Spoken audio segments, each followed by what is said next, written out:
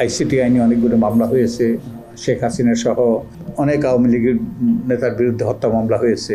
এগুলো শুরু হওয়ার আগে আওয়ামী লীগের পক্ষে রাজনৈতিক কর্মকাণ্ডে অংশ নেওয়া এবং নির্বাচনে অংশ নেওয়া অসম্ভব। আমাদের এখতিয়ার হলো সুস্পষ্ট, আমাদের কার্যপরিধি হলো নির্বাচন সংক্রান্ত সকল আনুষঙ্গিক বিষয়ে অংশীজনের মতামতের ভিত্তিতে কতগুলো প্রস্তাব তৈরি করে এগুলো সরকারের কাছে পেশ করা, এবং সরকার এগুলো নিয়ে রাজনৈতিক দলের সাথে আলাপ আলোচনা করবে এবং একটা ঐক্যমত্যে পৌঁছবে আশা করি, এবং তার ভিত্তিতে নির্বাচনের দিনক্ষণ চিহ্নিত হবে। তো সেখানে আমি যখন বেরিয়ে আসছিলাম রূপ থেকে, তখন বেশ কয়েকজন সাংবাদিক আমাকে অনেকগুলো প্রশ্ন করে।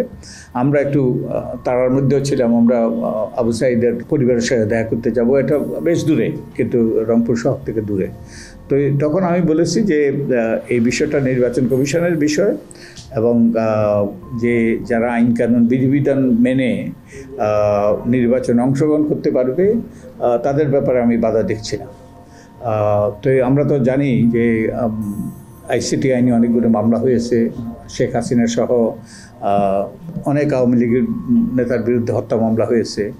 এগুলো শুরু হওয়ার আগে আওয়ামী লীগের পক্ষে রাজনৈতিক কর্মকাণ্ডে অংশ নেওয়া এবং নির্বাচনে অংশ নেওয়া অসম্ভব বলে আমি মনে করি। তো তা সত্ত্বেও একটা ভুল বোঝাবুঝির সৃষ্টি হয়েছে।